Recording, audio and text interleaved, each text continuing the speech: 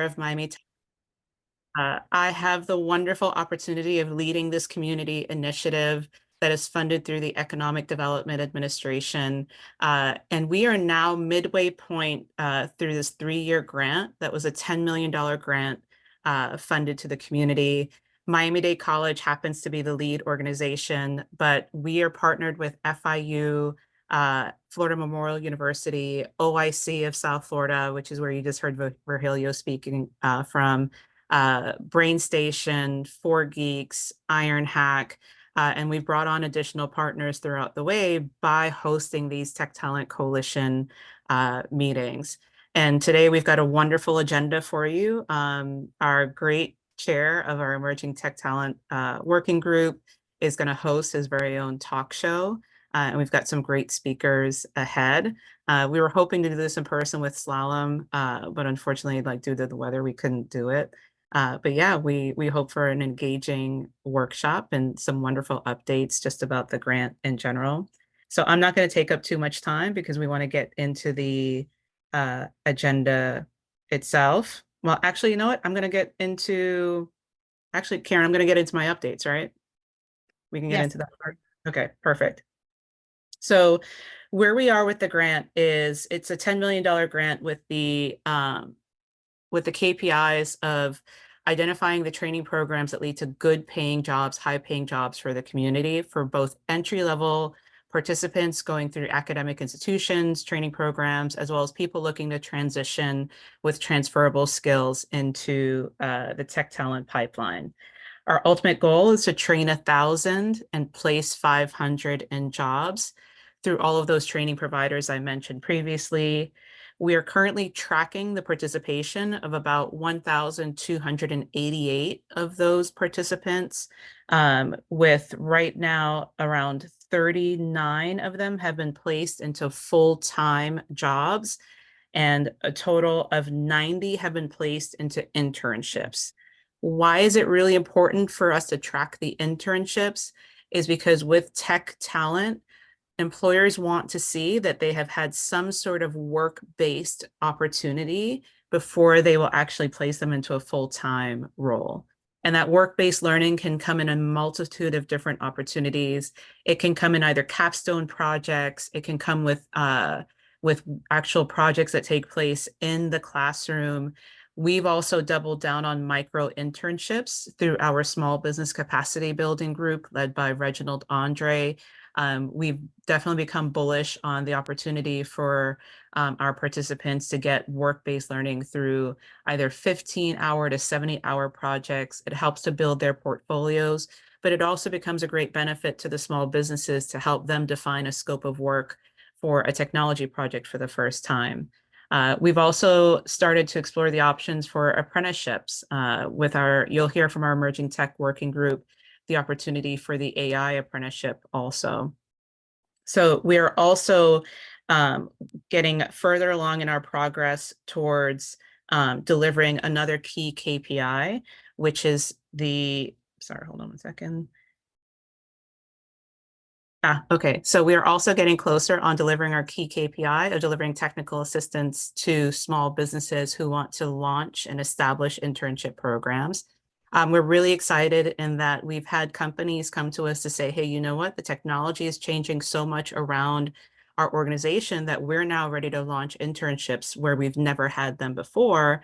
So how can Miami TechWorks help us do that? And so Miami TechWorks, our goal is to make sure that employers have as much resources and information as possible to launch those internship programs, and also be intentional about partnering with the academic institutions in order to be informed and ready to launch those internship programs. So I mentioned previously that this meeting, if it were happening in person, you guys would have a beautiful breakfast spread in front of you, and you'd also be in the wonderful spaces of Slalom, but we're going to blame climate tech for that not happening. But we also wanted to highlight Slalom and their space as an employer who's growing in the tech ecosystem. And so I want to give the platform to Gordon White, who is currently in the Zoom room, and give him an opportunity to talk to you about Slalom and what they are doing in the tech space. So Gordon, I'm going to turn it over to you. Good morning, everyone. Thanks for having us here. And I'm so sorry that we can't, excuse me, can't be in our space. We'll have to, take a rain check. Maybe too early to make that joke, but we'll take a rain check on that and hopefully have you at some point in the future. Excuse me, battling a little bit of a cough. My name is Gordon White. I lead sales and growth for Slalom's Florida market. I'm assuming most of you don't know much about us, and so I'll take 2 minutes just to kind of talk about who Slalom is. We are a global professional services company, so consultancy. I like to call us a full-figured consultancy or a full-service consultancy. So everything from change management and organizational design to design thinking, UX, UI, to technology and systems implementation work.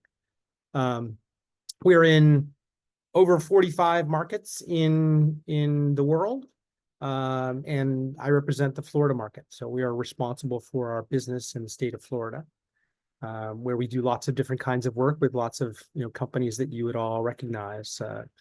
Lots of cruise line work and lots of work up in Orlando, and so very, very engaged. We've got about 160 people in the state today, supported by our global teams across North America and Europe. We are, we're about 4.5, maybe 5 years old in the Florida market. And about a little over 2 years ago, we opened our first physical office in Wynwood. For many reasons, but not the least of which is that we are extremely bullish on the state and the opportunities that we have, not only for Slalom, but also to just grow the community. Slalom is first and foremost a community-based or a local first consultancy. Our entire history has been focused on working and growing business and culture and community where our markets are and where our offices are. So the entire premise was you're not going to get on a plane and fly to Houston if you live in Chicago 4 days a week and then go back to Chicago where you live. But we're going to build teams and we're going to deliver work in our local community and markets. I think while the economy remains very, I'll call it inconsistent over the last couple of years, we have been growing specifically in the Florida market faster than most in Slalom, and as a result, we've done a lot to develop a hiring pipeline and a talent pipeline and the connections to the community that allow us to, have conversations with folks like you guys with Miami Tech Talent. I think we've seen over the last couple of years a ton of energy and focus on the tech community in Miami. Certainly, lots of folks coming and moving headquarters here and looking at Miami as a next center of tech talent, but also just the commitment from the local universities and colleges, programs like Brain Station and others, right? Training programs that are, not only I think upskilling, but also training a new generation of tech talent. I had some prompts and some things I was supposed to cover. It's okay. And I'm, so I don't know if there's anything specifically you'd like me to speak to. Nope, you covered it, Gordon. Thank you so much for being here today. And yes, we cannot wait to go back to Slalom's beautiful space in Wynwood, hopefully for a future meeting. So thank you for being here. I know a lot of the Slalom team is also stuck on a bright line somewhere in Palm Beach. So we appreciate your flexibility in being here and are just grateful for Slalom's partnership. Thanks so much. Thank you, Gordon. Good morning, everyone. My name is Karen Lavernia. I am the facilitator of the Miami Tech Talent Coalition and also get to serve as VP and senior partner at Lab 22C. Born and raised Miamian with a massive mango tree in the backyard. If anyone wants to swap, I take avocados for mangoes.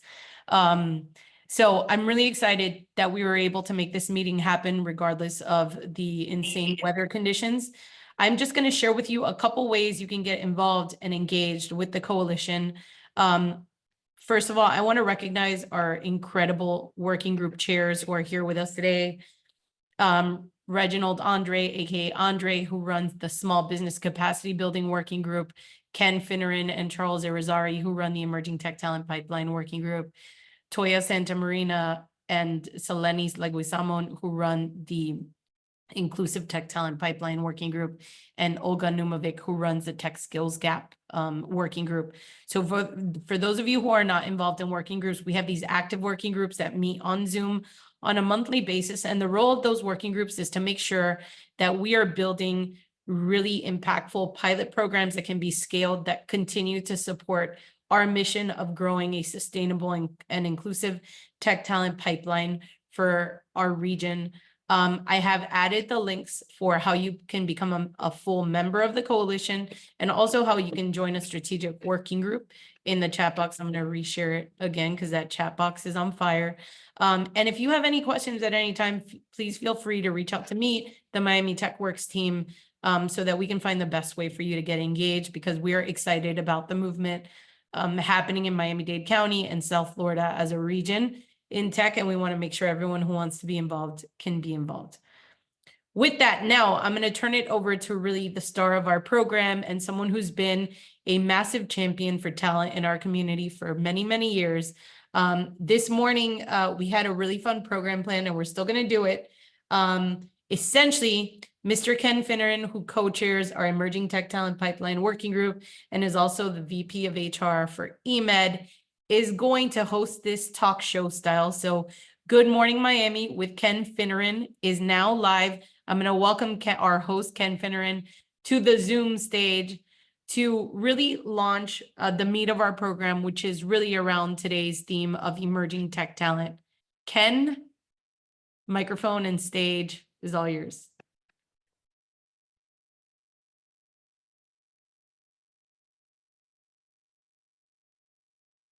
All right, there we go. Thank you, Karen, and good morning, Miami. I've always wanted to have my own intro music, and that might have been more impactful had we done this at Slalom. But nevertheless, what better way to kick off than by playing this track from Mr. 305 himself, entitled Don't Stop the Party. Besides being one of my favorite songs, I think it encapsulates brilliantly where we stand in terms of emerging tech talent here in Miami, calling us all to live in and enjoy this moment of recognition in the national spotlight, on the national stage, if you will, as well as challenging us equally to engage more deeply to make sure that it transitions from a moment to a sustained movement. So for those of you who don't know me, my name is Ken Finneran, and I have the immense pleasure to serve as the co-chair of the Emerging Talent Working Group of the Miami Tech Talent Coalition, alongside Charles Irizarry from Brim & Co., who unfortunately is not able to be here with us today due to some well-deserved time off with his family in Europe. I also, as Karen said, have the honor of serving as the VP of Global HR and Community Engagement for EMED, the fast-growing Miami-based health tech company and virtual health platform. I love this topic that we're going to be talking about and the format that Karen selected for us. I've held senior HR, global HR roles in major multinational companies for the last 30 years. So it's fair to say that talent pipelines are something very near and dear to my heart. For the past 18 and a half years or so, I've worked to develop those talent pipelines here in South Florida for a number of employers. For example, with the help of Gary Goldfarb, whom several of you know, the former chair of the Beacon Council, we created several years ago, probably close to a decade ago, the initial South Florida Trade and Logistics Society with members from 7 local universities. Later, while at National Beverage in Kaseya, I helped design and implement sales certification programs, as well as tech courses utilizing the software of our company. Those are still continuing at FIU and other campuses. With the help of Tracy Hernandez, who served as the first advisor to our working group, and the support of Kaseya's CEO and president, these efforts have now been multiplied across multiple universities and programs, literally impacting hundreds of emerging tech talent per year. Similarly, at Kaseya, as well as here at eMed, we have launched internship programs that have served as the primary hiring pipeline for entry-level tech roles within these companies. And finally, I'm working now on 2 major apprenticeship program initiatives, including the AI apprenticeship initiative of our emerging tech talent working group, designed to create true tech talent pipelines for industry partners right here in South Florida, as well as for the emerging tech talent eager to put their skills and talents to use here in our local tech ecosystem. These efforts and those of so many friends within the Miami tech ecosystem have been critical to building a growing and sustainable, as well as inclusive, local tech talent pipeline. I intentionally call them out as friends because I, for one, don't think it is a coincidence that the words Miami Go and Mi Amigo are spelled exactly the same. So allow me to call out a few of Mi Amigos who have been so impactful here, namely Antonio Delgado, Saifi Shof, Charles Irizarry, and Reginald Andre for your countless efforts with the Miami Tech Talent Coalition.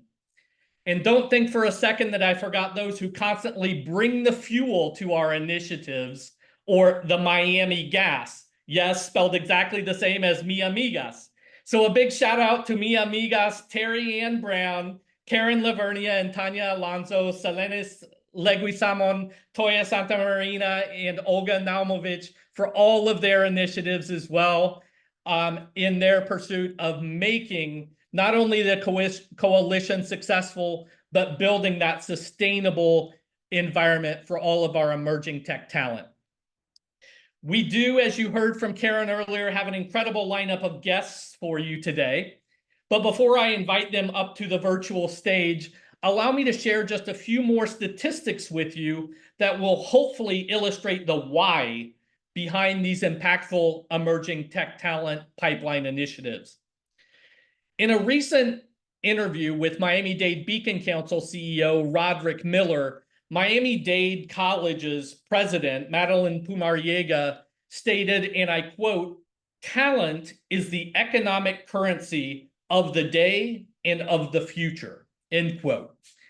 As business leaders, investors, education partners, policymakers, and community builders, we all, in my opinion, should be asking ourselves, will we have the talent we need when industry comes calling? As well as, are we developing and upskilling the talent at a pace and at scale to meet the future needs of businesses? Now, as we continue together, we've made some great strides already over the last several years, notably moving up another 7 positions in the Global Startup Ecosystem Report 2024, and being recognized as a top 5 city to start a business by Financial Advisor magazine, the Kaufman Index, and Wells Fargo in their respective reports. And also recognized as a top city in the US for female entrepreneurs by Wells Fargo. Beyond that, as many of you I'm sure already saw in the recent eMerge Impact Report, we discovered that eMerge has generated over 10,000 jobs and $2.6 billion in economic impact over the last 10 years.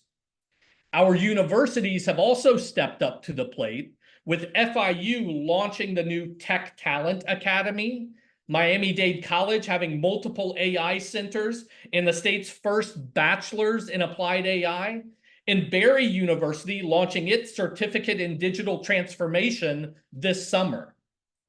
Similarly, we see tremendous engagement and support from the mayor's office, Career Source South Florida, the Code School partners who've already been called out, Miami-Dade Public Schools, and a host of nonprofits and community partners to continue to develop tech talent programs for a robust, diverse, and sustainable emerging tech talent pipeline.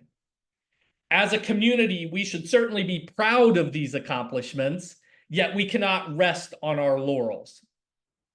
Next, we'll discuss best practices for developing talent pipelines from one of Miami-Dade's greatest champions for early stage talent development. Then we'll hear directly from two great examples of emerging tech talent right here in our community. So at this time, please help me welcome another friend and champion for developing tech talent to the stage, the virtual stage that is. With more than 30,000 employees, Miami-Dade County government is one of the largest employers in the region. The way they approach the building of their tech talent pipeline is critical, not just for their own future talent pool, but because of being residents right here in this community, we can all benefit from a fully staffed, trained, and future-ready county government. Our first guest, Jorge or George Valens, is the innovation manager for Miami-Dade County government's IT department. He helps develop and implement early talent programs, and we can't wait to hear more about what he's up to. George, please join me on this virtual stage. Great to see you, bud.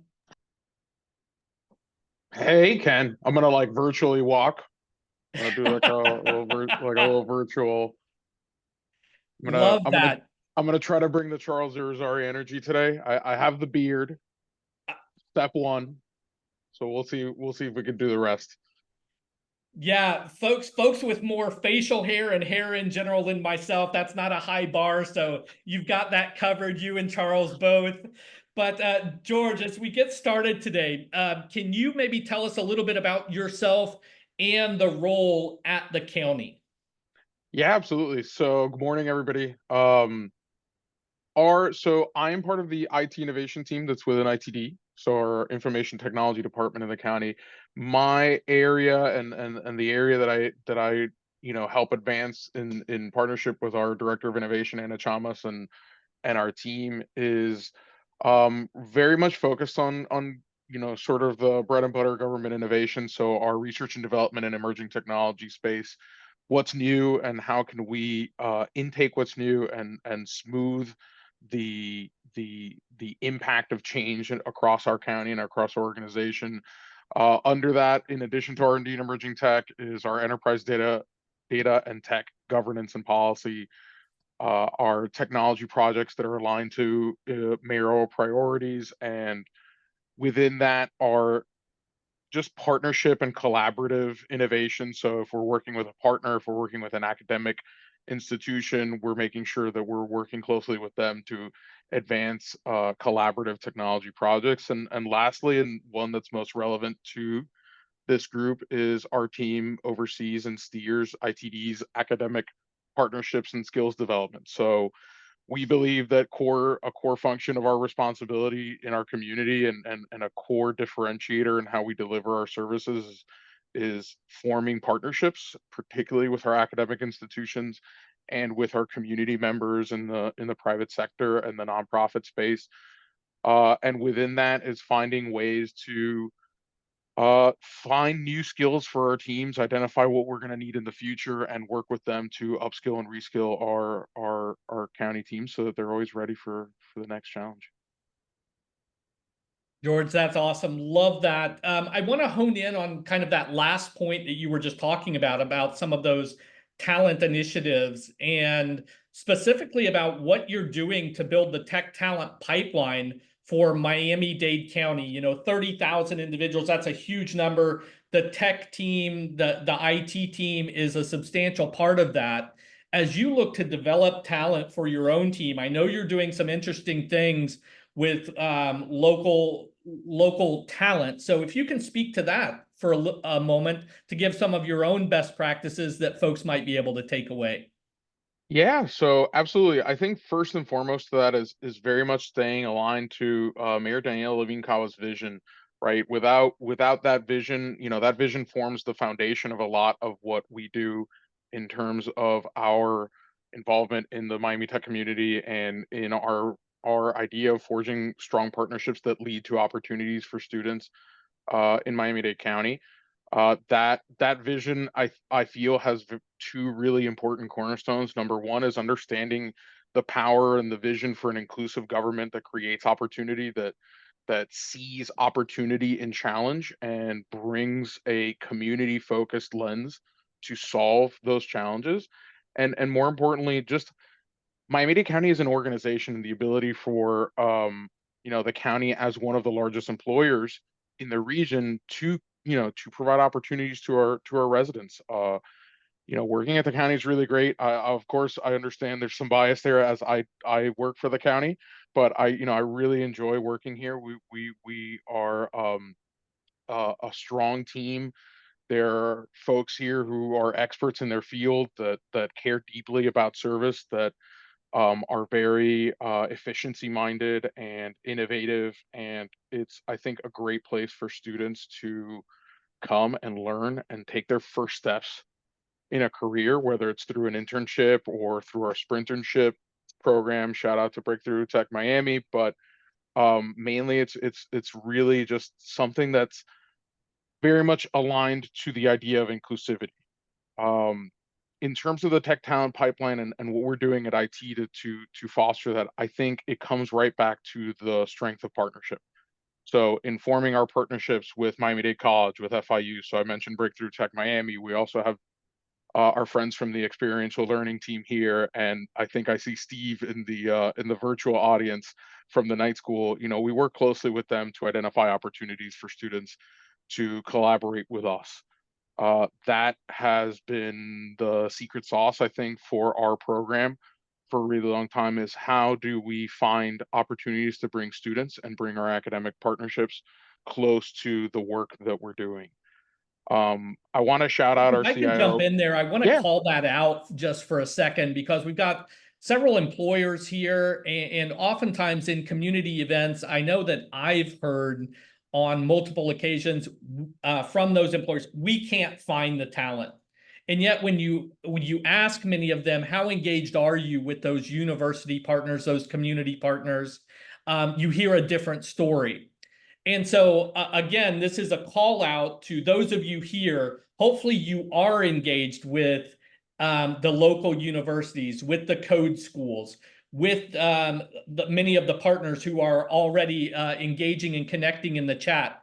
But our organization, EMED, is not nearly as large as George's, and yet we too are engaged with Breakthrough Tech, ELT, Miami-Dade College, Barry, et cetera. And it's through that engagement that you are able to develop that robust talent pipeline. So I just wanted to highlight that once again. I think it's a great call out, George. But for those who are here as part of the meeting, the biggest thing we can do for this talent pipeline is to become directly engaged. So I just wanted to underscore that point that you all do exceptionally well. Can you maybe tell us how many interns or sprinterns do you have maybe in a given summer or a given year? And what have been some of those greatest learnings in that process? so sure. We have two right now. We have two programmed internship opportunities, and then we also do sort of like take an inclusive innovation approach as well to that with our partners at Miami-Dade College. So I think focused on our two sort of set programs we have are what we call our traditional internship program, which is a 6-month program where we bring on 10 to 15 students, align them across the organization, and really bring them as close as possible to the teams that are aligned to their skill sets. In addition to that, we have the amazing and awesome sprinternship program. So that is a 3-week sprint around a specific topic, and we work with the breakthrough team to identify those teams and then bring them into the organization and work really fast towards one specific goal. And currently we're working with our friends at Miami-Dade College. I'm probably the top 5 call on Pedro's phone about, we're working with them to explore some opportunities for a hackathon, and then bringing students in through that hackathon to operationalize the solution that they create. That's wonderful. And I think I'm also in that top 5 list, but I think both of us can agree we'd love to expand that list to 10, 15, 20, 50 or more, because that's one of the things we're missing. And so part of the call out here is for you all to please engage with your business partners, ask them to get involved, ask them to get more engaged, because that's only going to help the entire ecosystem develop in a more sustainable manner. It's not always roses out there, George. I'm sure, like us, you've encountered maybe some barriers as you've tried to implement certain programs, initiatives, et cetera, whether that's internally or in partnerships with others. Can you speak maybe to some of the challenges you've faced as you've looked to develop these talent pipelines? Yeah, absolutely. I think first and foremost, there's always going to be a capacity challenge, right? When we bring students into the organization, they're very plainly, there is a time cost associated with nurturing that talent. And I think a big way that we've overcome that capacity is that we worked really hard to work with our teams and prepare them and prepare ourselves and our processes, whether that's reimagining an existing HR process or working with our teams to smooth that time burden to overcome that. I harken back to one of the mandates that we received from our CIO, Margaret, is that for her workforce, bringing in new talent into the organization is a function of innovation. It is why it is on the innovation team. So we bring that innovation lens that we bring to emerging tech and to AI and to new technologies. We hone that in to how we onboard our interns and how we see the internship experience. So I think that capacity component can be smoothed over with just a little bit of attention. For me, my first ever internship was, and this is rough for me to say out loud, 12 years ago at the South Florida Sun Sentinel. And at that time, there was an amazing intern coordinator and recruitment editor named Kathy Pellegrino, who I will never forget because she gave me my first internship ever.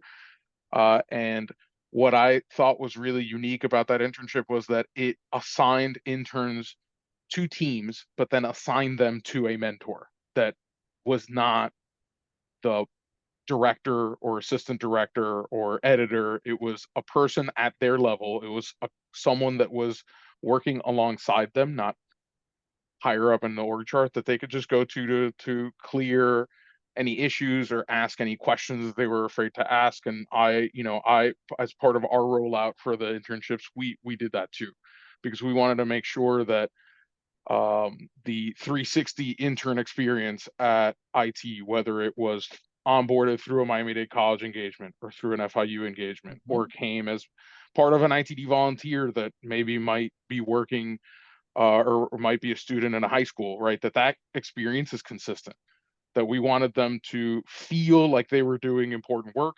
We wanted them to make sure that there was flexibility. My speech to the interns is that if you, after a couple of weeks, are not feeling this, like, you have a responsibility to tell me immediately so that we can put you, we can have you try something new. So you have no idea how many software development interns would say, hey, like, I love this. This is really cool. I would love to hang out with the cybersecurity team for a couple weeks. And the cybersecurity team, with open arms, welcome them and give them something amazing to do. And they would get a little bit of cybersecurity experience. Or if they wanted to try out the innovation team, we can create that for them also. So flexibility, addressing capacity, and really pivoting as the challenge of growth and trying new things. It's really important for folks to realize that this is a two-way street. the students don't come into the organization and then give us their effort and leave, right? We take from them as well. We take an ability to mentor, right? That's critical. At the end of the day, if nothing else, they need to have a great, safe, awesome, fun place to work that will give them good experience. But more importantly, they are learning the newest skills. They are on the front lines of the newest ways to do things. And we as an organization need to be open and receptive to that. Love that, George. And I can add one piece here at EMED, all of which is really the intention of many of these internships, beyond giving the opportunity initially for individuals to discover and gain that practical experience. It is building that talent pipeline. And we actually had the good fortune of filling every one of our entry level roles last fall and winter with interns from the previous summer, every single one of them. And so again, that is the outcome, a very positive outcome of the dedication to what implementing a robust internship program can bring. I think our goal and the goals when I was with Kaseya and many others was to hire ideally 70% at least of the interns later as full-time employees within our organization. George, as we wrap up our time on the talk show this morning, can you give maybe one last piece of advice for employers about starting and growing programs for early talent? That one special nugget, if you will, that you want everybody to walk away with. Yeah, sure. I think for me, it echoes that previous point, right? The ability for students to learn in your organization is a two-way street, right? Interns can leave a legacy. Students that work in your organization as an intern can leave a legacy, and many of them have. Here at IT, there are a variety of programs and projects that have lived on beyond an intern's time, and many of them have come back to finish them or have been hired to carry them forward as part of a team. And I think that we as an organization need to ensure that we're setting our interns up, or that organizations should set their interns up to leave a legacy. So that means aligning their work to important priorities in your organization, looking at them as ways to augment capacity on critical projects that they could work on, that they could advance, that they could own, so that when they leave, right, they have something to take with them. That's something that Margaret says all the time. Our interns need to leave here with something, with a project and experience, something that will help them across along their journey. So to align all of your work, all of your onboarding, all of your efforts in defining your programs as in this organization, our interns, our apprentices, our volunteers, any way that they come into the organization, align that so that they leave a legacy. George, I love that. As always, you've been a great champion of emerging talent. You've been a great professional, benefiting all of us who live in the county through your efforts and the efforts of your team. I appreciate you. I appreciate everything that you're doing, and wish you certainly much continued success. Thanks, Ken. Thank you so much. All right. Great job there, George. But now for our next guests, and really the ones, again, not to diminish the talk with George at all, that was phenomenal, but that many of us really came to hear from, the talent themselves. Yana Judah and Giancarlo Campagnoni are currently attending local academic institutions and navigating their futures in tech. Because the theme of today's meeting is emerging tech talent, we wanted to make sure you got to hear from the emerging tech talent themselves. Yana will tell you a little bit more about herself in a moment, but she is a Miami-Dade College alum, a current FIU Honors College student studying computer science, and recently completed a sprinternship with Breakthrough Tech. Yana, welcome to the virtual stage. Thank you Giancarlo is very, very much. currently a Miami-Dade College student majoring in computer science. You may have run into him before, as he's also a Miami Tech Works student ambassador. Giancarlo, welcome to the stage as well. Thank you. Thank you. All right, as we get started, I'd love to start out the same way I did with George by giving you both the opportunity to toot your own horns a little bit. And please introduce us to yourselves and tell us what you've been up to. Yana, we'll go ahead and start with you. Yes, hello. Can you hear me? We sure can. All right, just to make sure. So good morning, everyone. I wish this was in person, but things happen. It's a pleasure to be here. My name is Yana Judah. I am an alumni from Miami-Dade College, where I changed my major a few times, took a C++ class, kind of fell in love with that, decided to pursue computer science. I am now transferred over to Florida International University, where I'm still pursuing that, along with a certificate in Chinese studies. I come today representing an organization, a great one called Breakthrough Tech Miami, in which I was able to secure my first tech internship at American Express. So that just ended like a few weeks ago, and it was a 10 out of 10 experience. So I can't wait to talk more about that. That is incredible. I promise we'll come back to that. And a huge shout out to Nimi and Barbara for the incredible work that they do through Breakthrough Tech, as well as to FIU, where Breakthrough Tech is housed, for all of their great initiatives in developing this tremendous talent. Giancarlo, over to you. Tell us a little bit about yourself, please. Good morning, everybody. My name is Giancarlo Compagnoni. I'm a computer science major at Miami-Dade College. When I first graduated high school, I kind of spent a lot of time working in the construction industry, hospitality industry. Now I'm currently back in school pursuing my bachelor's degree in computer science. And I'm basically excited to be here. I'm sorry, I wish we could have met in person, but at the same time, it's nice to still be here. And thank you, Ken, for introducing me. That's awesome. I also need to shout out, I'm here in a polo shirt. You all look so professional and amazing in blazers. I am so impressed, and the future is certainly bright. Pun intended there, Yana, with that bright outfit you got on. I love the pink, looking very fresh. Love it. Yana, can you talk a little bit about that experience with your Breakthrough Tech Sprinternship at American Express? I know a lot of us want to hear about that and just what that entails. What does that look like? Yeah, so like I said, 10 out of 10, like honestly, thank God for it, because that was, I can't emphasize it enough, an incredible experience. So we actually had a lot of prep work before the internship began. So there was a series of upskilling workshops that we had to attend, and it was great. We were able to connect with students who are also having a sprint internship. So you're able to like make friend groups and connect with people that you're gonna be actually working with. So we had the upskilling workshops as well as prep work to be in the professional work environment, because this is our first time with that. So we also did the onboarding process. So that way, one of the internship, we could hit the ground running. So that way we wouldn't really waste time with things of that kind. So prior to the internship starting, we were all into our team. So I was in a team of 5 great ladies that I worked with.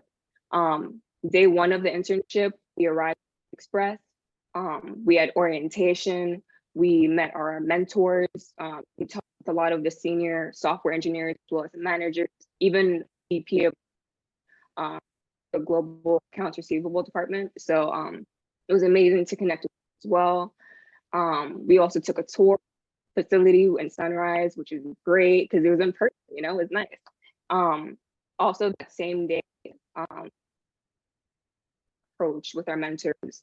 The next day we were also planning, because the first day, like I said, it was a lot of just orientation and whatnot. So the second day we did more so planning, reviewed some of the technologies that we'd be working with, and then divided our workload and then started coding. And it was great because the project we had, just a little background, it was a back-end Java-based project dealing with scheduling different microservices and getting a database accordingly. So we're exposed to a bunch of new technologies, be Postman, that we hadn't really experienced before. So that was great. And the approach that our mentors took with us was that the project was going to be difficult, because there's a lot of different caveats that they kind of make our project. So it was difficult to the point where it was impossible. Work together, successfully finish our project, thank God, and we did a live of seeing software engineers as well as the VP of our department. So my takeaways from that whole experience was that one, education of what you learn in school is, I would say, like it's just very important. It's like learning theory is one thing, applying it is like a whole different ball game. So that experience in itself was like super enlightening. And then for two, it kind of builds your confidence, you know? It's like, as someone who kind of changed my major like a few times trying to figure out where I fit in, a lot of that was due to a lack of confidence. And yes, it's like self-dependent, you need to work on that yourself, but also the environment that you're in kind of fosters that confidence as well. So it's like Breakthrough Tech Miami has been that place for me as well as a bunch of other students. And our mentors, they express their confidence with us and our abilities to finish the project. And yeah, I don't know, I could go on and on about it, but like it was only good things. I don't have anything bad to say. So my goodness. Well, Yana, in terms of confidence, you're a superstar for sure. So no need to lack thank any you. confidence there. Congratulations. Loved hearing the story. And I know there's a bright future Thank you. ahead for you. So congratulations to you. Giancarlo, I wanted to turn to you for a moment. You're obviously engaged. Now, I think that engagement, and sometimes that may include switching majors. That may include going for some non-traditional programs like Breakthrough Tech, finding those and getting engaged. Can you talk a little bit about some of the challenges that students like yourselves, and this can go for both of you, may have in getting that first internship? And then also, why is that experience, in your opinion, so critical towards your future career growth? Yeah, of course. I mean, like you mentioned, a lot of times throughout school, it's confidence like really an issue. And Yana made a good point about how sometimes you might be switching majors, trying to kind of find your niche. At the same time, I feel like the biggest challenges we face as students is mainly the experience part, where as it's kind of like a catch-22 where it's hard to get the experience that employers are looking for if you've never really been given that chance yet. So I think a main thing is really just being involved, like you mentioned. I take advantage of all the programs at MDC so far, and there's a lot of helpful things such as resume workshops, and the Venture Miami Summit was a few months ago.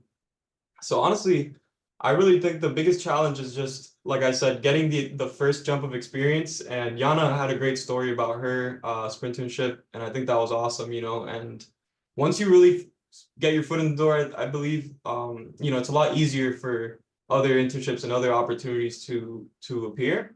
I think it helps us though as students, just because it kind of adds on to that sense of persistence and just being able to finally reach your goal or reach that internship, and then, you know, that kind of boosts your confidence. And yeah, I really just think the experience is the main thing where I've had issues with before, is just being able to get that experience, but you know, you need somebody to be willing to take a chance on you. That's fantastic. I know you mentioned Venture Miami. Can you say a little bit more, especially about the job fair that typically happens twice a year, that engages all of the local universities? What happens there and around that for students, for potential interns, their ability to meet with companies? I know we've attended multiple of those Venture Miami hiring fairs. Can you maybe, if both of you have attended, talk a little bit about that? Because what a great opportunity for employers, but also potential interns and students, entry-level talent to get engaged. Right.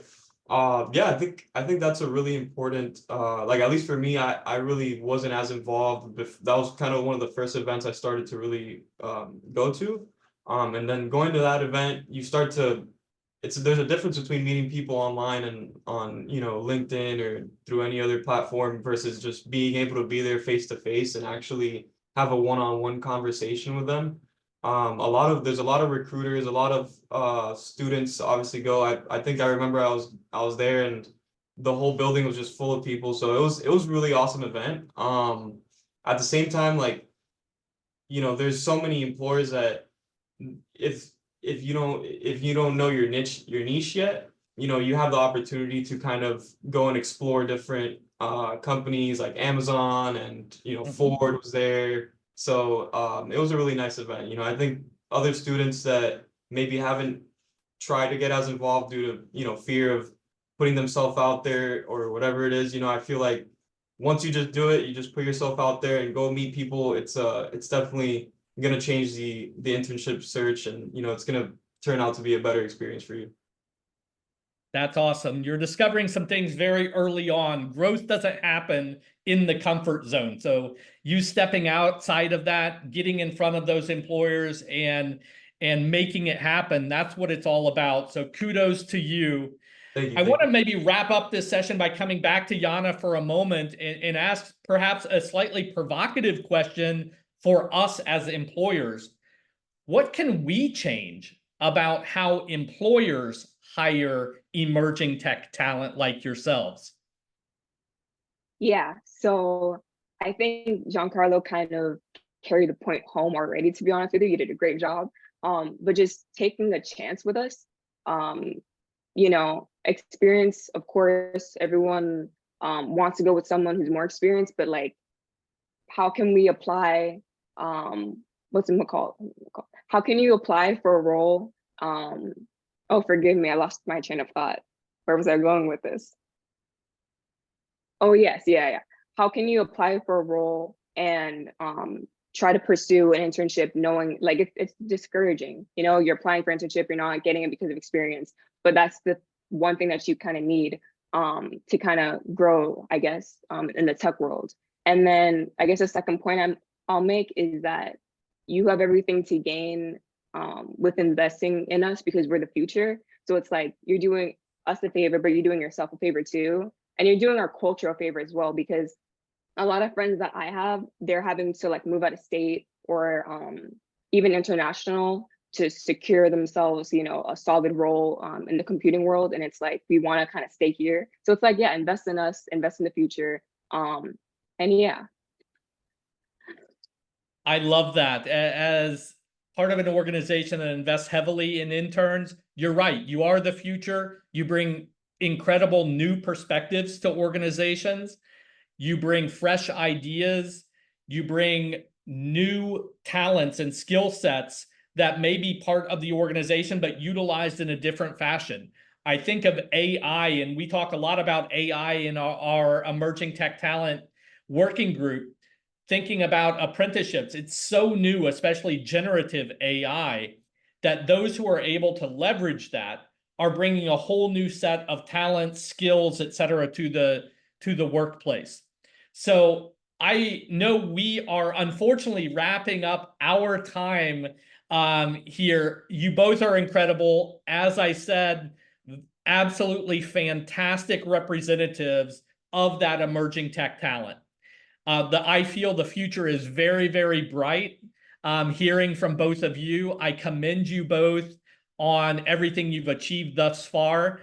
And I invite you to stay in touch. Would love to remain in contact and hear about all of your future progress. So kudos to you both. Thank you for being part of the program this morning. Thank you, Ken. Thank you. Thank you. Thank you, everybody. All right. Well, we're coming to a close of the segment of Good Morning Miami. And yet I've had a blast, not only sharing a few of my own thoughts, talking with George, Yana, and Giancarlo. I hope you all have benefited from this as well. But we do these type of initiatives to hone in on a few topics. I know that Terry Ann did a great job of summarizing them in the chat, but there are a few things I want to reinforce. It does take engagement. The same way that it took engagement from Giancarlo and Yana to be as successful as they've been, it takes engagement from us as employers, as community advocates, as growth advocates, as partners to make this work. A community is only as strong as the talent that is present there, and only as capable as the development and upskilling of that talent to meet the needs of that community and the businesses there. So that is up to us. That's the great call out, if you will, the great challenge that I want to bring back for all of us. We're going to hear a little bit about some of the gap analysis results here momentarily. That will highlight some of those gaps of the work to still be done, but it can't be done without our engagement and involvement. So as I close this session of Good Morning Miami, I want to welcome back my good friend Terry Ann to the stage, transition to her as she introduces those who are going to share the findings from our recent gap analysis. Terry Ann, back over to you. Thank you, everyone, and good morning, Miami. Ken, you are a host extraordinaire. Thank you so much. That was so impactful. Thank you. And yes, I did share some of the recurring themes, which you're going to continue to hear them through this gap analysis. I'm going to jump really quickly into it. As one of the key deliverables for this grant is we needed to conduct an environmental scan of our region to identify where exactly does the tech talent pipeline exist and what are we looking as a forecast for the future of whether or not we're going to be able to meet the demand from a regional perspective. So we engaged an organization called TPMA, and they're going to tell you a little bit about themselves. Ben and Brian are here to deliver the report on the gap analysis, and then I will join you back to give you our perspective from Miami Tech Works on what that actually means. So I'm going to kick it over to Ben and Brian. Thank you. Thank you, Terry Ann, and thank you all so much for hosting us this morning. Cursing the weather for us not being in person today, but shout out to the Miami Tech Works team for adjusting on the fly. It's never easy, but they did it pretty seamlessly, if I say so myself. So welcome everyone. My name is Ben Halkowski. I'm a consultant with TPMA. I've been here for a few years now. I have a background working with AmeriCorps, conducting community programming, working on community-based projects, working to uplift communities. So that's, I guess, the lens that I bring to this project. Brian, if you're okay with going ahead and introducing yourself. Yeah, you bet. Thanks, Ben. I'm Brian Nottingham. I'm a senior director with TPMA. On this project, I supported project lead extraordinaire, Ben. So Ben did a fantastic job on this. I want to make sure I'm very clear on that. But my background is in research and analysis. I've served as 5 years as the director for labor market information and business intelligence for the state of South Carolina Department of Employment and Workforce, which is a mouthful.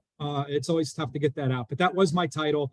So I oversaw the business intelligence, the research component, and of course the labor market information tied back to the Bureau of Labor Statistics programs. Been with TPMA for 3 years and super excited to talk about our work. Thanks, Ben. Yep. So those were 2 long ways of saying Brian did a lot of the data analysis for this project, also supported some of the stakeholder engagement as well.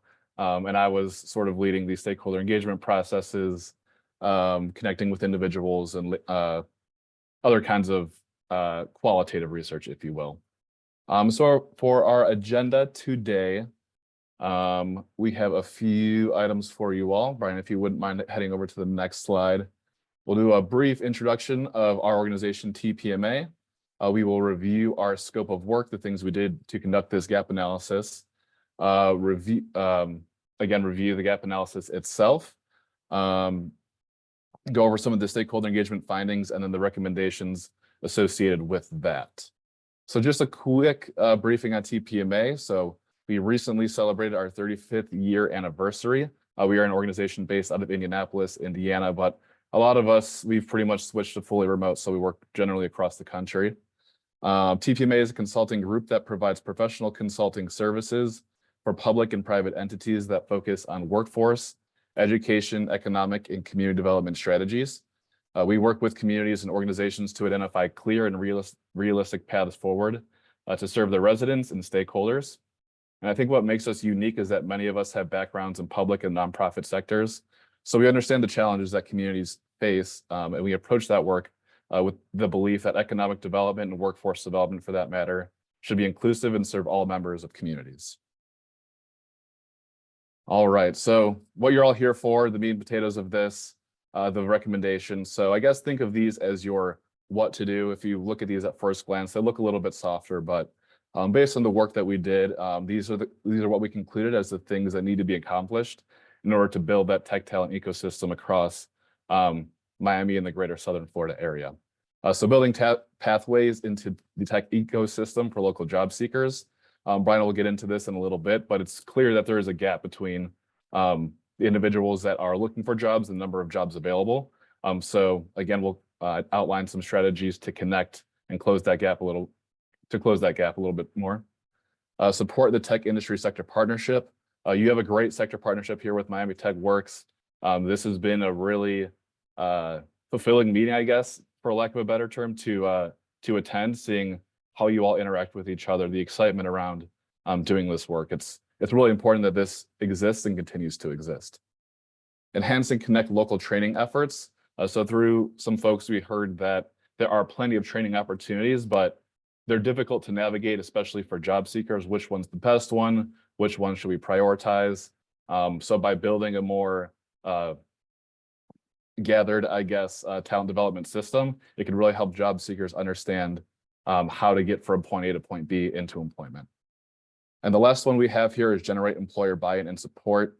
A lot of you have touched on this already through your previous talks today, but employers are really important here. One, it's important that employers are buying in and wanting to hire local talent, but it's also important that the talent development systems are creating talent that meets the employer's needs. So it is a two-way street. Ken, I think you mentioned that earlier on during your conversation.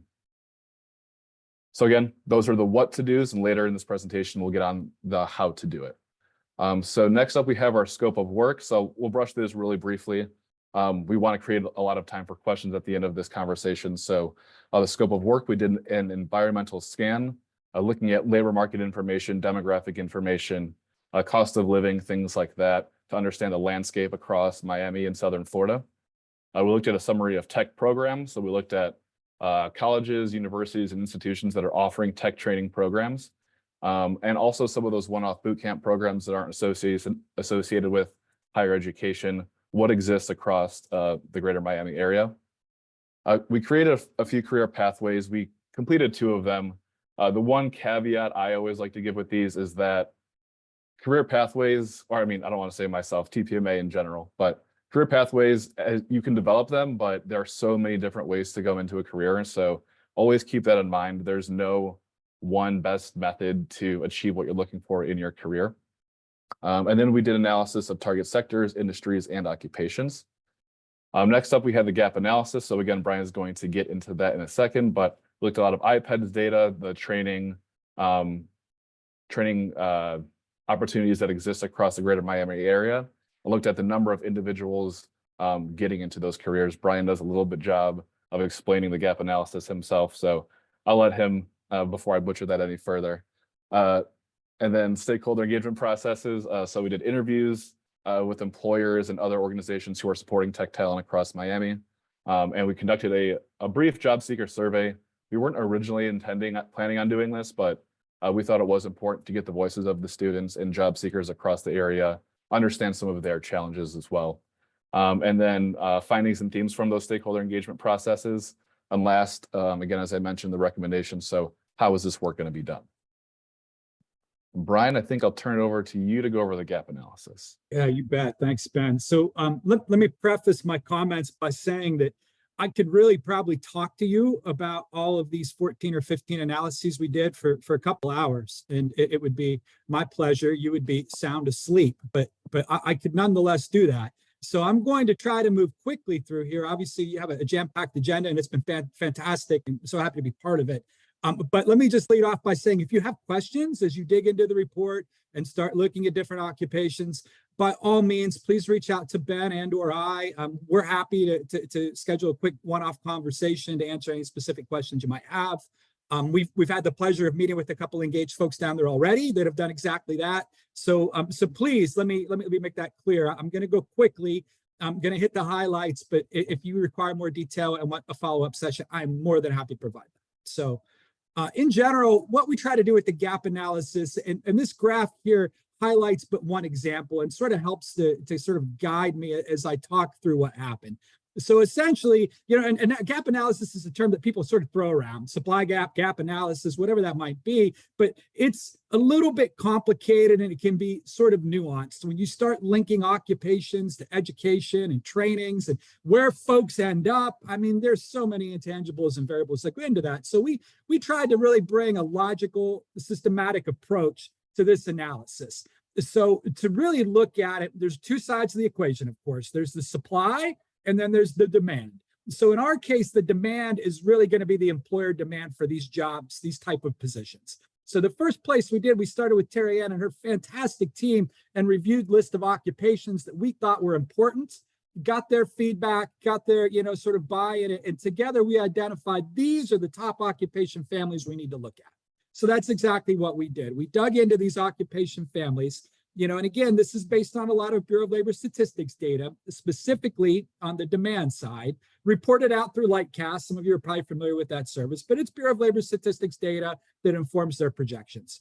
So when we consider demand for any occupation, really that's what the bars in this graph represent. They represent the demand for, in this situation, software, web developers, programs, and testers. That's a mouthful. That's the official standard occupation classification title to go with that code. But regardless, there's lots of other sort of, I guess, more nuanced or more idiosyncratic titles that employers might give to these positions.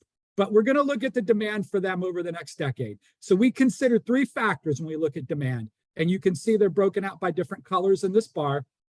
We look at retirements. We're able to calculate based on the percentage of the population in that workforce and that occupation in the region. And I want to be clear with this. All of this data is very specific to your region. So there's not any really sort of national guiding data here. But so in your region, looking at the age of the workforce, age 55 or over, and we extend that out over the next decade. Over the next 10 years, a certain percentage of those folks are going to retire. So that's really the first portion of the bar there. We broke out the demand based on retirements, the darker blue version. The replacement jobs, the next section of the bar, the lighter blue version, is several things. Now, what it is essentially somebody leaves the occupation in the region. So what that means is somebody could be working as a tester, developer, or whatever it might be, and then decide to pick up stakes and move to Texas. That's a replacement job. They've left working in the region. An employer now needs to fill that role. So what doesn't count in that are people in the region that hold the same job and jump to different employers. That's flat, that stays in there. So replacement jobs are those that need to be filled because people have either left the region to do a different job, left the occupation entirely to explore something else, joined the military, were incarcerated, anything like that that causes folks to leave the labor force. So that's what the replacement jobs represent.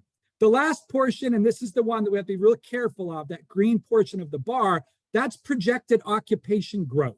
And that comes from something called the Projections Management Partnership, the Bureau of Labor Statistics, in concert with the states. It feeds into the modeling that Lightcast uses. And essentially, they take their best estimate based on modeling and what they expect this occupation to do as you move it into the future. And I want to point this out. It's very important to me. I always hit limitations right on the nose. This number dwindles as you get past 5 years out. And that's not a reflection of any sort of crystal ball prognosis that growth is going to slow.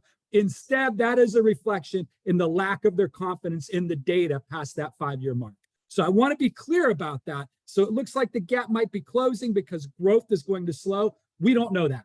So to sort of preface it, one of my final recommendations is really a KPI, keeping track of these in a dashboard, updating them and sort of seeing the new data as it comes out in. So that's really the demand side. Those are the bars that we look at. On the supply side, this gets a little bit more complicated, and I'm going to go very quickly sort of through the process. We're interested in retained regional grads. That makes up our supply. We're interested in the grads that are being produced in the region, and more than that, what percentage of them are staying in the region. So Yana sort of alluded to it earlier that they might leave the region if they can't get opportunities, and all of these things that happen. Some students come from out of state, earn the degrees, and go back home. The good example I always use that it usually resonates with our Indiana folks is like the University of Notre Dame. They produce a ton of engineers, but only about 5% of them actually remain in Indiana after they graduate. So try to analyze your graduates without taking in mind that not all of them aren't staying in the state is disingenuous. It will overestimate your supply and leave you sort of scrambling for solutions moving forward. So we look at that. To get that information, that came from IPEDS, which is from the National Center for Education Statistics, or National Center for Education Statistics, that's right, NCES, reported up through the colleges, submitted by the state, tells all the graduates by zip code, that is the curriculum they study within the latest available year.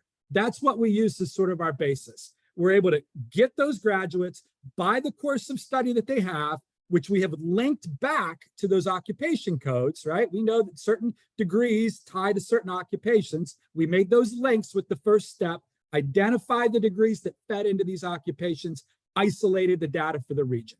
The next thing we did was sort of restrict and restrain that based on this limiting factor we've talked about that not everybody is retained. There's a product from the US Census Bureau called the Post-Secondary Employment Outcomes Data Set that does exactly that. They track 1, 5, 10-year trends. They've been doing it for 25 years that see what graduates from institutions with a specific degree, what percentage of them remain in the state 1 year, 3 years, 5 years, 10 years after graduation. Wonderful program they set up in concert with state unemployment agencies that have the employment side of the house, and then state councils for higher education that have the education. They marry the data together, provide us some trends. So we apply those long-term trends. So if only 35% of graduates with this degree are in the region 5 years hence, we adjust that supply down to account for that only 35%. After that, it's pretty straightforward, believe it or not. That sounds crazy. But once you get that data sort of behaving, what we do is we combine it into the graph and we have some of this insight that goes into it. So it didn't come through or translate real well with this color scheme, but you can see the dotted line at the very bottom. I'm going to scroll over it if you can kind of see it. That's your current graduate retention rate. So if things remain the same, you're going to continue to be short in software web developers and program testers. This intersection, everything above that line represents job openings that cannot be filled with regional grads. The next thing we do is just sort of model what growth of that looks like. So in this situation, this dashed line represents if you retain 2.5% more grads every year, year over year, you increase by 2.5%. This is what the future looks like, and the distance between those two things is the gap. The last thing we do is we model, this is our 10-year version. I would point out we did 5-year models as well in the full report, but the 10-year version, if you were to increase retention by 5% year over year, you can see by the year 2033, there's 2034, there's equilibrium, where you are producing enough grads to meet all of the job openings. So something to sort of target and sort of build towards. So let me flip to the next slide here. It's like I might have timed out. Oh, there we go. Too many. Back one more.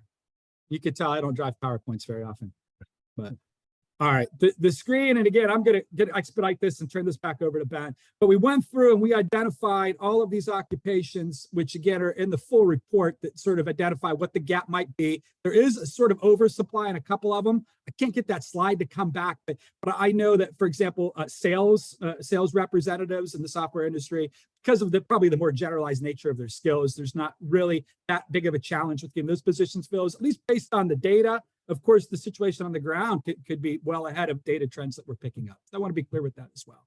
But we did go through and did all of that. But several things to keep in mind, and we heard this, and Ben can dive into it more in the focus groups that the employers, and Terry Ann even brought this to our attention too with some of her partners that she's been talking with, like they are importing some talent. If they can't fill the gaps, they might want to hire regionally, but if they can't, they're going to recruit out of Georgia or Texas or any place else. And of course, with virtual work for a lot of these roles, not all of them, but for many of them, that makes it a lot easier. So they're filling these gaps with someplace else. Although the preference might be to hire locally, they're going to hire whoever can do the job if they can't get to that. So again, to strengthen the training and development programs, I think this is a very generic sort of general consensus, but I would pivot really more to the more specific thing, the KPIs, tracking, keeping an eye on that data and getting the updates and being mindful really in your strategic planning and saying, this is progress we're making. You know, you can increase those grads in a couple of ways. You can retain more, convince more of them to stay while they're there, or you can just boost the enrollment, get more and more people involved in those programs. So if you're only retaining 35% of them, 35% of 1,000 is a lot more than 35% of 100. So again, the real answer is some combination of those things. But regardless, we're real pleased to provide the supply gap as sort of a roadmap on where to go next. So thanks, Ben. I'm going to try to go to the next slide and be quiet now. Yep, hopefully that works. I do want to underscore that the point that Brian made on that the specific gaps, that employers are likely bringing in talent, because as a job seeker, you might hear that, oh, there's a gap. Finding a job should be easier. That data trend doesn't necessarily prove that concept, I guess, to be true. So that's sort of where we tie in the education providers and workforce training providers, how important it is that they're equipping the job seekers with the skills they need to support the employer needs, because we've heard it from a lot of folks, as you'll hear through some of these stakeholder engagement themes, that it's really difficult for job seekers to find jobs locally. And because of that, a lot of them are forced to move out of the area. So in any event, stakeholder themes. So these are themes that we gathered from folks that we spoke to, employers, community-based organizations, folks of that nature. So training, lack of job seeker experience. Again, I think Giancarlo mentioned this in his interview. It's sort of a catch-22 or chicken or the egg scenario. How do you get experience without being hired or completing an internship or things like that? So that's why it's important to create some of those smaller wins, micro internship opportunities, looking into apprenticeship programs, work-based learning, all those kinds of things to make sure that job seekers and students are getting the opportunities to gain that hands-on experience. I'm going to go through this quickly because I do want to create some time for questions. Job placement. So challenges with career services, limited job placement pipelines, or importing or offshoring talent. One of the things we heard about career services is that they haven't innovated with the times, or they don't understand, they haven't created opportunities to prepare students for interviews, things like that. That's not meant to be a criticism of the folks who are working in career services offices, but maybe it could be a resource issue. Colleges, universities, maybe not dedicating enough funding or staffing capacity for those individuals, maybe not being as industry specific for those career services, things of that nature. And then future industry outlook, folks thought it was important to address the lack of collaborative efforts, prioritize AI, and the fact that there was a high cost of living across Miami-Dade County and the greater Southern Florida region. Report findings, going into the next slide, Brian. And so again, these are all outlined in the report, so please excuse me brushing over these really quickly, but these are how are you going to get to the end result of connecting these job seekers with employers. The way we organize this in our report is based on individual groups. So employers, higher education, local and regional government, workforce training providers, and other considerations. So what can each of those organizations be doing to help connect job seekers to employment? We're at time, so I want to pause here. Terry Ann, would you like me to continue going forward, or do you think we should save these last 10 minutes for questions? It seems like we've had quite a few questions coming in through the chat, so want to recognize that. Yeah, I'm going through the chat right now. If you do have a question for Ben and Brian, if you could use the raised hand feature. I think your career services point got a reaction, and definitely the response to that is from the perspective that we've seen is across the board, the ratio of students in academic institutions to career services folks, that's definitely a discrepancy there, right? And so the ability for career services folks to do intentional support, wraparound services to the students that need help. And as we've said, internships are really important. How can students actually find the internships if the career services teams are small compared to the number of students that are enrolled? That's difficult. But Julie, I see that you've got a question for Ben and Brian. Yes, and I think my question was answered after I raised my hand. But just to confirm. So my name is Julie Jacks. I am a holistic health and wellness coach. I have actually personally worked in tech, and that's why I pivoted into health because of the burnout and having to navigate through that. And so what I found as far as in employers, their retention rate has lessened due to employee wellness. And I know you mentioned for the graduates, there's been difficulty in retaining them due to a lack of jobs in the region. And so I guess, is there any anything else that you guys have seen that we can do as a community to support our graduates, to retain them in the area, and also to support them so that they can in turn stay with the company and have resiliency in the tech industry? So just to reiterate your question back to you, what can community be doing to support individuals find employment and stay in the area? If I heard that correctly.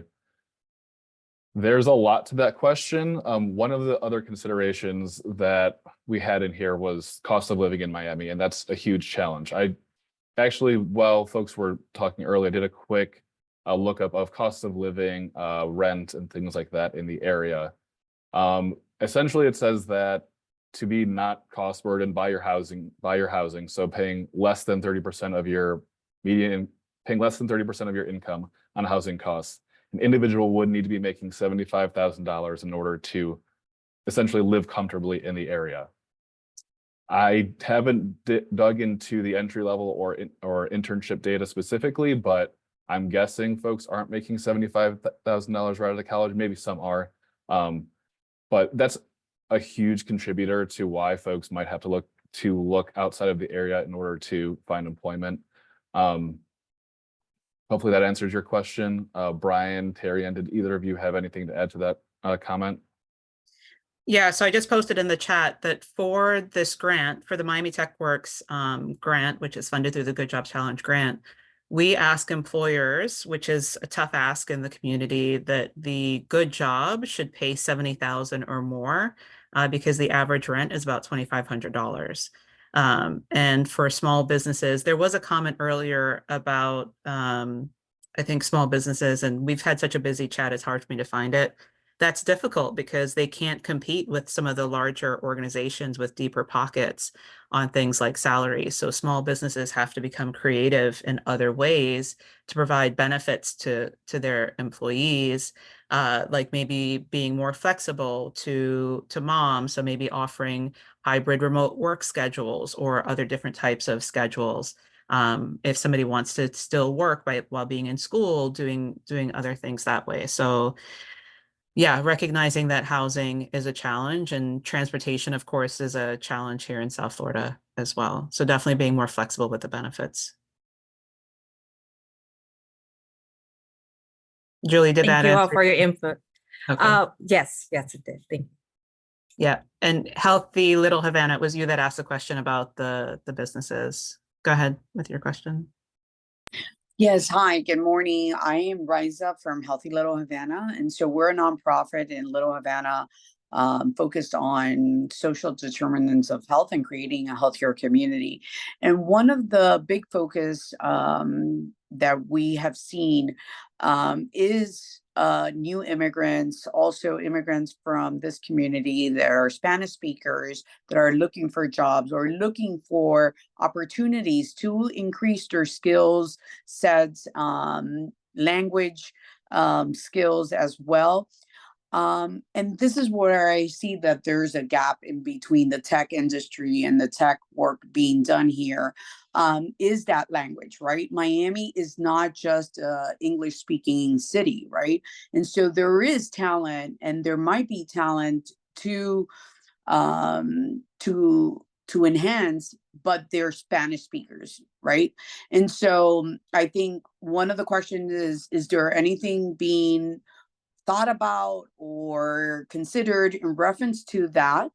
Maybe, tech jobs or the tech world, maybe in Latin America, that we can kind of create here in South Florida, but also going back to that point as well as the retention, right? The retention and investments doing in this community. Is there anything that big corporations or the big players in tech doing to advocate or lobby in Miami-Dade to increase pay, to increase better quality of living, because people are leaving because of these issues? And FIU's Metropolitan Center just put out a report, and all this is stated there, right? How we're going to fill in the gap. These are questions that I know that maybe usually in these conversations, we don't really talk about the social impact that the Let me industry. let me address one of those questions, Sure. because I see that we have more hands raised and more questions. So in terms of international tech talent that's coming in and then creating pathways for them to get placed in jobs, that's definitely something that, based off of this report, we just had our inclusivity in tech working group meeting yesterday. That was a topic that came up. We have that international tech talent population that comes in.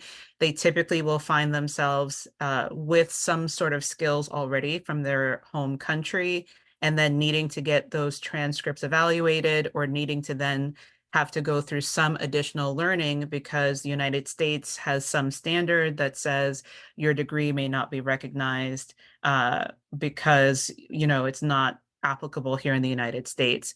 So talking with employers and academic institutions, once again, that collaborative has to be very intentional, and saying, how can we fast track these folks that have the skills that we're looking for through industry certifications, through short-term courses, or maybe even through some sort of policy that says, you know what, we're going to recognize these skills as ready to work implementation skills, and it's very needed. So definitely to that point. I also posted in the chat that we previously hosted the Tech Talent Summit before the Venture Miami Hiring Fair, and we were lucky enough to have a group come in called Upwardly Global that work with immigrant and refugee populations coming in with professional skills already and then wanting to get jobs right away. So we're happy to continue that partnership. They're a great partner. They actually work with a few other grant recipients through the Good Jobs Challenge grant.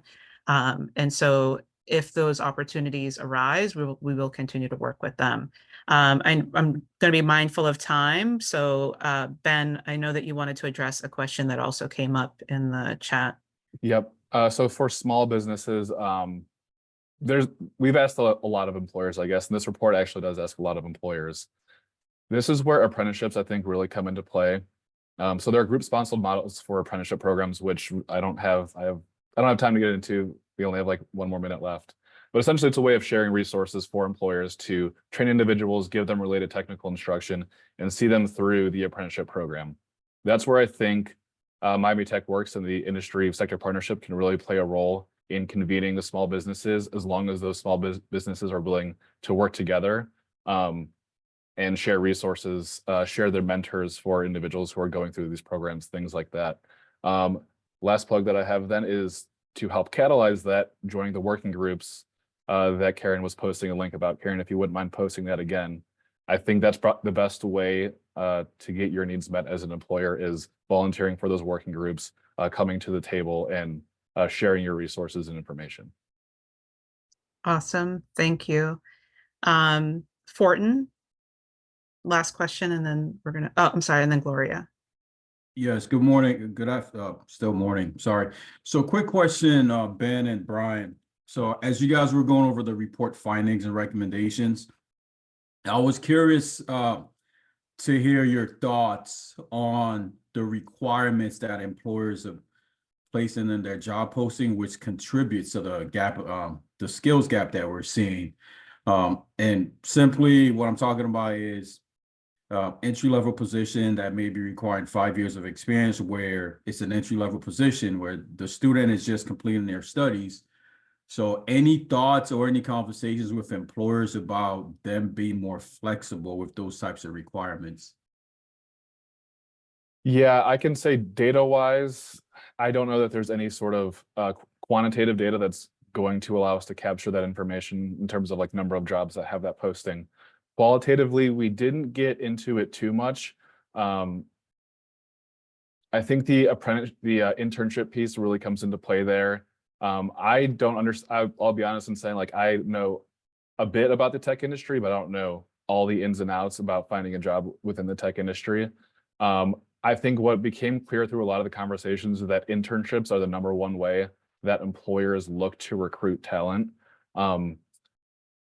If you're looking for my opinion, I don't know if that's the best method. I think apprenticeship programs and other programs should be considered more so for the fact that there are certain people who look and see internship and think, I can't afford to take an unpaid job opportunity, so I need to forego this opportunity, and that kind of limits them entering into the tech workforce. So there needs to be other, I guess, inclusive job opportunities for those people who are entering into the workforce. I guess that's my personal bit. Brian, Terry, I don't know if you had anything to add there. No, I think that's well said. Gloria? Good morning, everyone. I am Gloria Fonseca, owner of Fonse's LLC. I am one of the employers here in Miami-Dade County and also in Broward County.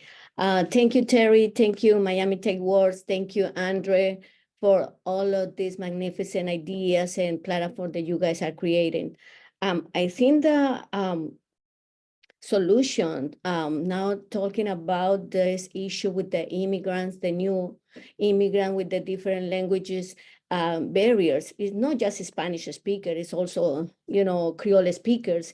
And we have, I think that one of the solutions could be, there are certain Chamber of Commerce. I am part of Miami-Dade Chamber of Commerce. And we usually meet with members that are small businesses owners. And majority of us are always looking for workforce. Majority of us are looking for, this type of programs in order to get benefits, because we know that there is not a possibility for us to hire an employee so easily. So how we can be this task force part of the solutions, and how we can spread the information for chambers to be also part of this initiative and spread, the need, because we are just disconnected. We have here a lot of the small businesses that are looking for employees, looking for talent, and we have here a lot of people that is looking for work opportunities, and nobody's connecting them. So I believe that today we are opening those, doors and open those, solutions, and I would love to be part of those solutions. My company is now innovating with the electrical vehicle charging stations. I am also part of different other, community agencies, advocates for small businesses. And if we are not part of the solution, we are part of the problem. So I really want to be part of the solution. Thank you, Terry, and thank you, everyone. Gloria, I'm glad that you say that, because sometimes businesses don't recognize that they sit outside and complain a lot about the issues, but don't necessarily realize that they can be a part of it. So that gives me a great opportunity to transition into my next piece. And Gloria, we can connect with you, and you can, if you want to introduce us to who we should be talking to, we're happy to let them know about what we're doing with Miami Tech Works. And so basically, what do we do now with all this information that Ben and Brian have provided to us? We continue to do what we're doing with Miami Tech Works. We are an employer-first approach. We use the employer voice. Gloria, exactly what you're talking about. We need the employer first to let us know how we can ideate with these solutions to meet this growing demand, or to solve the problems that employers are facing. And it's what we've been doing through the working groups. It's what we've been doing with these meetings, and it's how we were able to inform the gap analysis that you just saw. And it's exactly the recurring themes that you heard today. It's identifying the opportunities for workplace learning with talent that's mutually beneficial for both. And it's what you're seeing between Jorge and Ken. It's the innovative leaders that are stepping up, that are getting the prime opportunities to be the first to engage with these talent. But it's also the prime opportunity to hear first about funding opportunities. It's the first to hear about the grant opportunities. The reason why Ken and Charles and Jorge are able to take advantage of this is because they're the first to raise their hands. And I don't know if they ever mentioned, but the Sprinternship is actually funded through a grant, so they're not paying for the interns.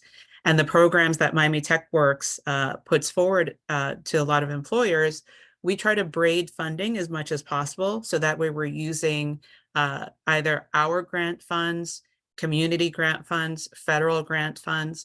We're constantly talking to the Department of Labor, to the Department of Education to say, for the small businesses, we know that it's difficult to pay for the first interns. So how can we use these funds to get employers free compensation to pay for interns? And then the other piece of it, it's intentional engagement with the training partners. So we ask for employers to give those commitments to work with the training providers, but to also be as informed as possible about what's happening locally with the training programs. Next slide, please. And then the other piece of it is that the training partners have to be responsive to the employer needs. It's no longer the days where training partners or these curriculums have to be big and bulky. We have to start being agile. So that's the other piece of this. At the speed of which technology is moving, at the speed of which industry is moving, training partners have to also become agile and responsive to building the short-term classes. If it's reskilling or upskilling, leveraging boot camp providers as well, but also thinking of ways to creatively meet the industry demand. And then again, to the point of the career services departments, figuring out ways that we can utilize engagement, resources, and if something isn't necessarily working, taking in the information from the industry and saying, how can we make this better for the students and for the employers? So collaboration, feedback, et cetera, but more importantly, becoming agile. Next slide. I'm going to go as quickly as possible. And then last, we heard this quite a bit, government support, reducing those barriers that prevent businesses from taking advantage of the funding. We know that there are some programs that exist right now that businesses are unsure of even how to tap into those solutions. And then once they do find the solutions, it's written in ways that businesses, especially small business owners, feel as though it's not accessible to them in certain ways. So we've got to make sure that government is also being innovative and reducing those barriers for small businesses to take advantage, because that prevents sustainability and growth. And then just being able to advocate or allocate more resources for tech workforce training. I shared that the county has scholarship opportunities available through Miami-Dade College, but they could definitely make sure that there's more opportunity for other programs to be released. And then we just want to make sure that we're tracking and managing that KPI, which is important to Miami Tech Works. We want to show holistically where those funds are going, which programs are most effective, because the more that we can show transparency from a region perspective, employers will also build trust in those programs. And that is a key component for employers. They want to know that they have good relationships, trust, and the outcomes are there. And that does put pressure back on the training programs to deliver on what they say that they're going to do. So I'm going to close. I do appreciate you giving your time today. I appreciate your flexibility in moving this meeting from in-person to virtual. We have already established our next meeting date. It's August 22nd. The City of Coral Gables is hosting. They are also another strong employer partner. They have partnered with Breakthrough Tech. They have partnered with our micro internship programs. They are also a climate resilience organization. They're building smart cities. So that one will be in person, you'll get a tour of their smart city facility. So highly recommend that you register for that meeting. The link is already up on our Luma. I appreciate you all for taking the time. If there's any way that we can help your company build your tech talent pipeline, please let us know. And thank you all for attending. See you soon.